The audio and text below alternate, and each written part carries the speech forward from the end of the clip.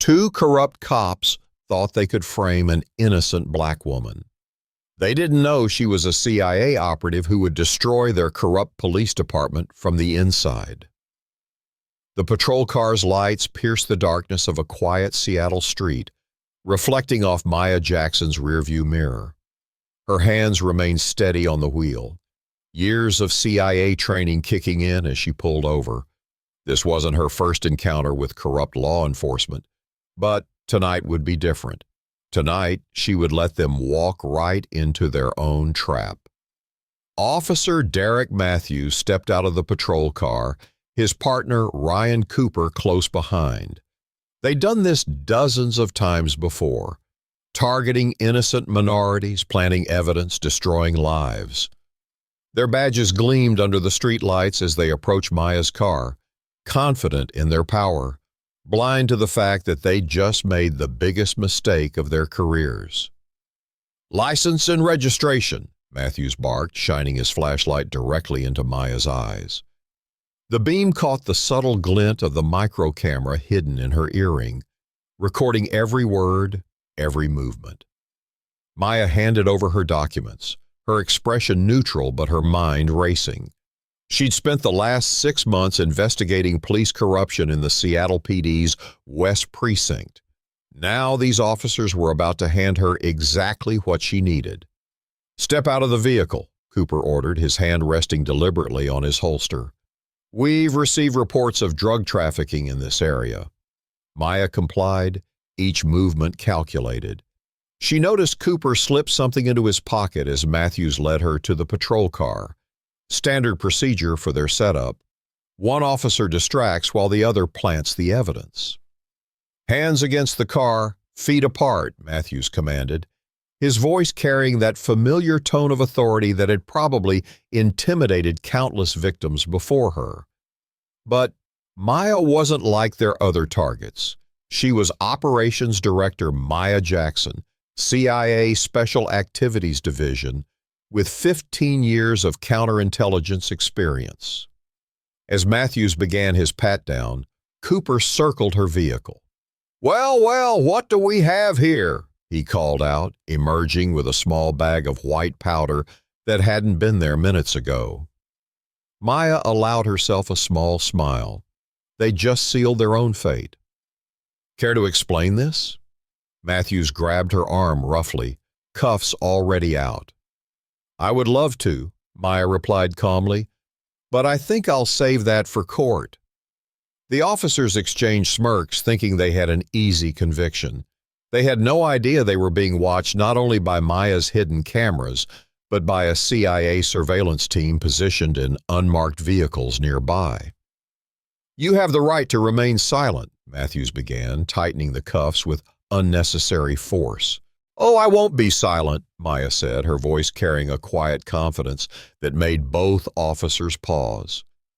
"In fact, I'm going to be very, very vocal about everything I've seen in your precinct over the last 6 months."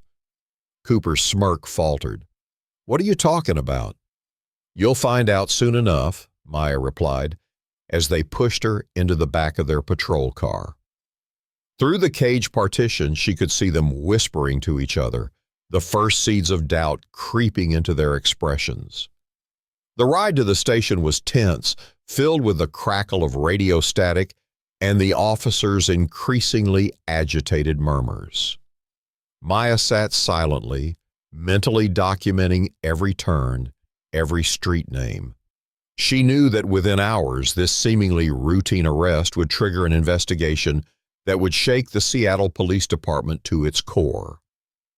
At the station, officers gathered around, drawn by Matthews boasting about their latest drug bust. Maya recognized several faces from her investigation.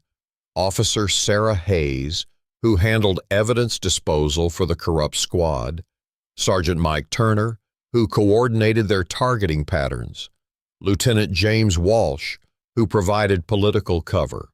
They all watched as she was led to booking, some smirking, others simply looking away. None of them realized they were all being captured by multiple hidden cameras, their faces and badges clearly visible, their complicity about to be exposed. "Name?" the booking officer asked, barely looking up from his computer. "Maya Jackson," she replied clearly, making sure her voice would be picked up by the recording devices. "Occupation?" Maya paused, letting the moment stretch. "Federal agent." The booking officer's head snapped up. Matthews and Cooper, who had been lounging nearby, suddenly straightened. "What did you say?" Matthews demanded, stepping forward. "You heard me," Maya replied, turning to face him fully. "And in about 10 minutes, your whole department is going to wish you'd never pulled me over." As if on cue, the station's front doors burst open. Assistant Director Thomas Chen of the FBI's Public Corruption Division strode in, flanked by a team of agents. The smug expressions around the room evaporated instantly. Maya's smile widened. The trap had sprung perfectly. Now it was time to watch it all unravel. The station erupted into chaos. Officers scrambled to their desks, frantically deleting files and making hurried phone calls. But it was already too late. Every computer in the building had been remotely locked by CIA cybersecurity teams the moment Maya was brought in. "Nobody leaves," Assistant Director Chen announced, his voice cutting through the panic. "This entire precinct is now under federal investigation." Matthews and Cooper stood frozen, their faces draining of color as they watched FBI agents sweep through the building. Maya calmly removed her own handcuffs, they hadn't even been properly locked, and pulled out her CIA credentials. "6 months," she said, walking toward the stunned officers. "6 months I've watched you target innocent people, plant evidence, falsify reports. Did you really think nobody would notice?" Lieutenant Walsh burst out of his office, his face red with rage. "This is harassment. You have no jurisdiction." "Actually," Maya cut him off, pulling out a tablet, "we have everything we need, including video evidence of you coordinating with local drug dealers to frame innocent civilians. That meeting last week at the abandoned warehouse? Not so abandoned." Walsh's face went from red to ashen. Behind him, Sergeant Turner made a break for the back door, only to find it blocked by federal agents. "Oh, and Turner," Maya called out, "we found the offshore accounts, all of them." The booking officer, young and clearly overwhelmed, looked between Maya and his superiors. I didn't know," he stammered. "They told me to process everything without questions." "We know who was involved and who was just following orders," Assistant Director Chen assured him. "That's why we've spent months building this case." Maya walked to the evidence room, where Officer Hayes was frantically shredding documents. "It's pointless," Maya said from the doorway. "We have copies of everything, including the real evidence logs you've been keeping at home." Hayes slumped in defeat, the shredder whirring to a stop. FBI agents began leading officers away in handcuffs, starting with Matthews and Cooper. The two men who had smugly arrested Maya less than an hour ago now couldn't even meet her gaze. "You don't understand," Matthews pleaded, as he was led past her. "We were just following the system. Everyone does it." "The system?" Maya stepped closer, her voice low and intense. "I grew up watching that system destroy my community, watching good people get framed while corrupt cops walked free. That's why I joined the CIA, to fight people like you from the inside." Cooper tried one last desperate move. "We can give you names, bigger names. This goes higher than you know." Maya smiled. "Oh, we know exactly how high it goes. Why do you think we chose this precinct? You're not the disease, you're just a symptom. But by this time tomorrow, the entire network is coming down." Assistant Director Chen approached with a thick folder. "Maya, you need to see this. We found something in Walsh's office safe. Records going back 15 years. Maya opened the folder and felt her breath catch. There, in neatly organized files, was evidence of hundreds of falsified arrests, lives ruined, families torn apart, all to meet quotas and profit from civil asset forfeiture. But one case made her hands shake. "Marcus Thompson," she whispered, staring at a familiar face in a mugshot from 2009. "My brother." Chen looked at her with concern. "You know him?" "He was arrested for drug possession when I was in college. Swore he was framed, spent 8 years in prison, lost his scholarship, his future, everything." Maya's voice hardened. Walsh was the arresting officer. The lieutenant, still in handcuffs nearby, suddenly looked very afraid. "Did you know?" Maya asked, approaching him slowly. "When you signed off on Matthews and Cooper framing me tonight, did you know who I was? Did you make the connection to Marcus?" Walsh swallowed hard. "It was just business. Nothing personal." "It was personal to every life you destroyed," Maya replied. "And now you're going to help us fix it. Every case, every frame-up, every corrupt officer in your network. You're going to help us expose it all." "And why would I do that?" Walsh asked, trying to sound defiant despite his trembling voice. Maya leaned close, her voice barely a whisper. "Because I just found proof that you framed my brother. And if you don't cooperate fully, I'll make sure you end up in the same prison where he spent 8 years. I hear there are quite a few people there who'd love to meet the cop who put them away." Walsh's facade finally cracked. "I'll tell you everything." As FBI agents led Walsh to an interrogation room, Maya turned to Chen. "How soon can we start reviewing old cases?" "Teams are already being assembled," he replied. "By morning, we'll have people going through every arrest this precinct has made in the last 20 years.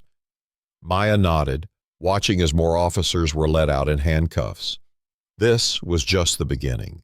The real work, dismantling decades of systemic corruption and bringing justice to its victims, was about to begin, and Maya Jackson was just getting started. Dawn broke over Seattle as Maya stood in the precinct's conference room, now transformed into a command center. Walls were covered with photos, documents, and connection maps. Every piece of evidence they'd uncovered painted an increasingly disturbing picture. "You need to see this," Agent Sarah Martinez called from her computer station. She pulled up a series of financial records. "The money trail doesn't end at the offshore accounts. It leads to shell companies owned by someone named Alexander Pierce." Maya's eyes narrowed. "Pierce?" Walsh mentioned that name during interrogation. "Pull up his photo." Martinez typed rapidly, then stopped. "That's impossible. His credentials, they're showing him as—" "The police commissioner," Maya finished, staring at the image on screen. "The man in charge of every precinct in Seattle." The room fell silent. This wasn't just about corrupt street cops anymore. They'd stumbled onto something much bigger. Maya's phone buzzed, a message from her CIA handler. "Pierce is on the move, private jet fueled and ready at Boeing Field." "He's running," Maya announced. "Get teams to the airport now." But before she could move, another agent burst in. "We've got a situation. Someone just posted Marcus Thompson's case files online. All of them, including Walsh's confession about framing him." Maya's heart raced. This wasn't part of the plan. The files were supposed to stay sealed until they could protect the witnesses. She grabbed her phone, dialing her brother's number. No answer. "Marcus's parole officer just called," Martinez said, her voice urgent. "He missed his check-in this morning. His apartment's empty." A cold fear gripped Maya's chest.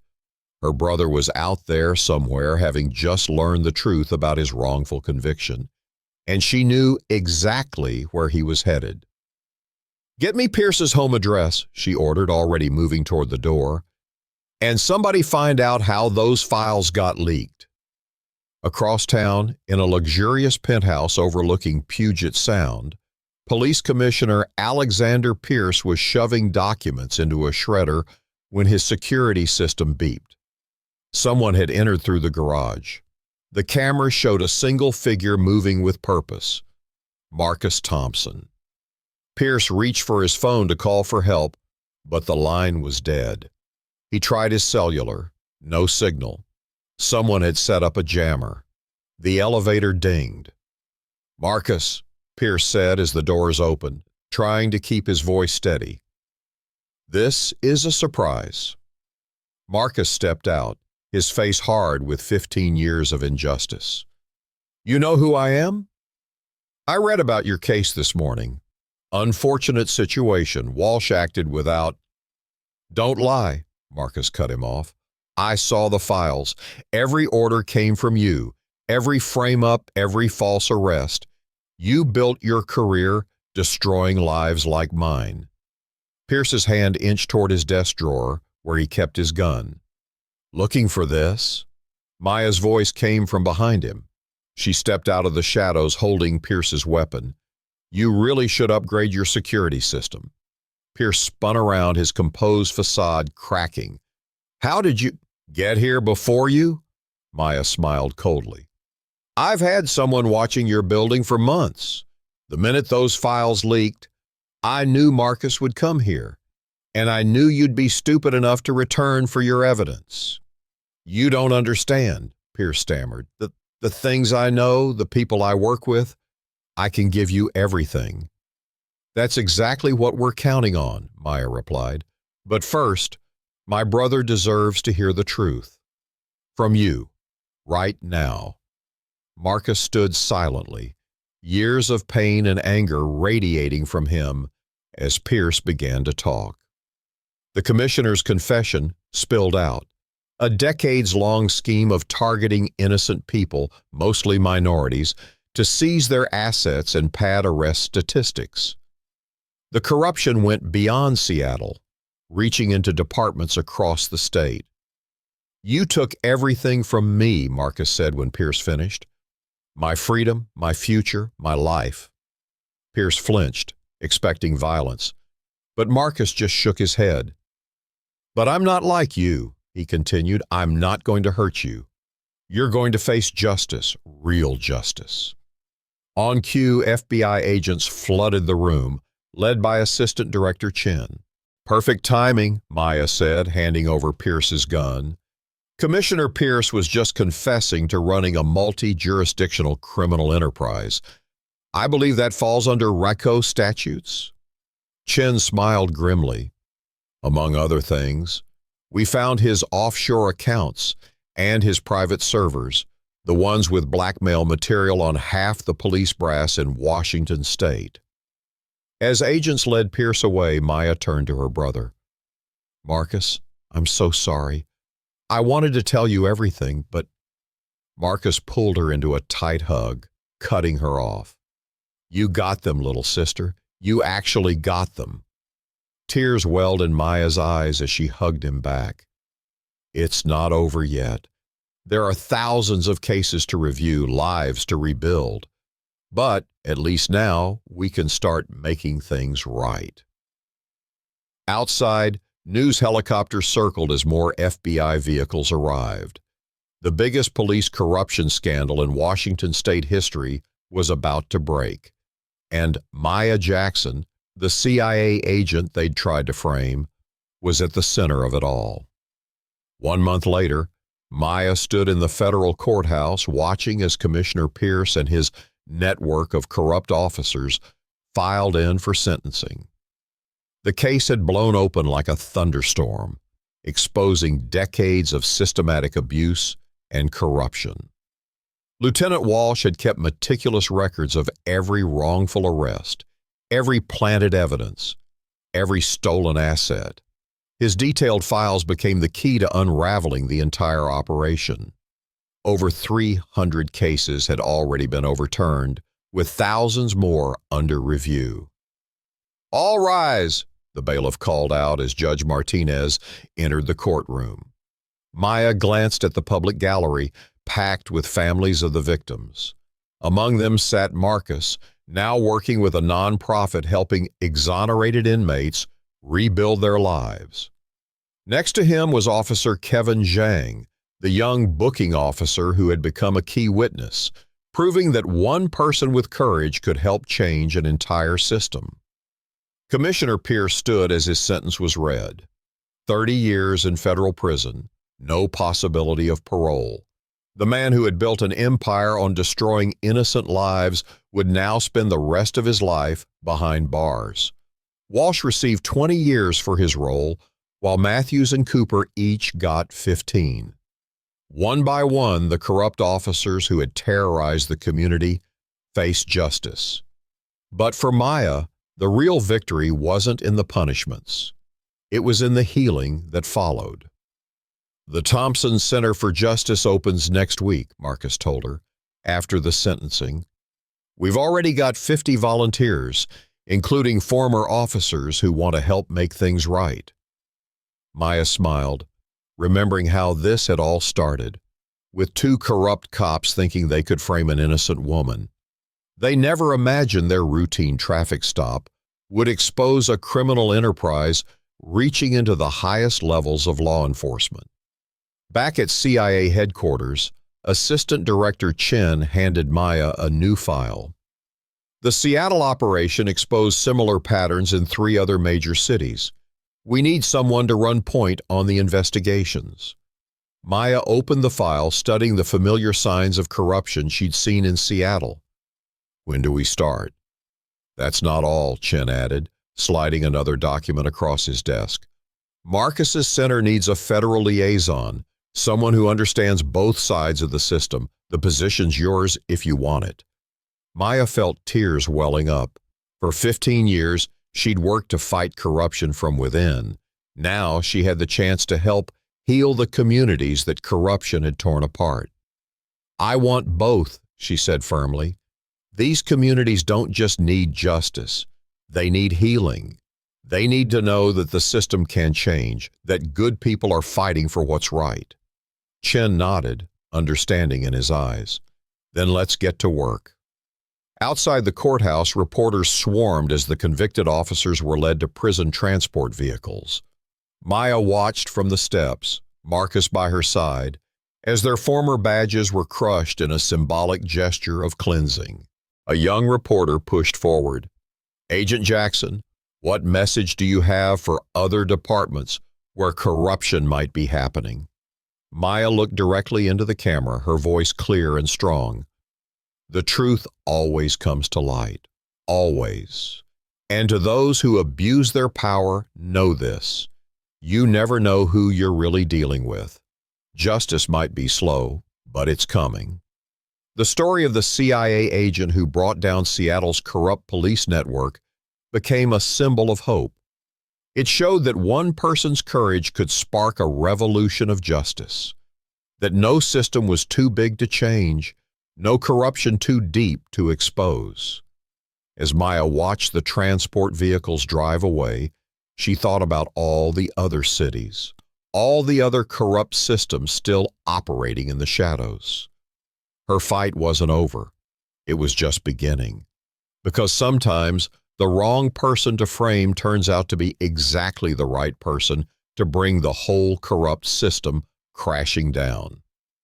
If this story moved you, hit that like button and subscribe for more powerful stories of justice and redemption. What would you do if you witnessed corruption in your community? Share your thoughts in the comments below. Remember, change starts with one person brave enough to stand up for what's right. The truth will always find its way to the light. And justice is watching, waiting, and ready to strike when corruption least expects it.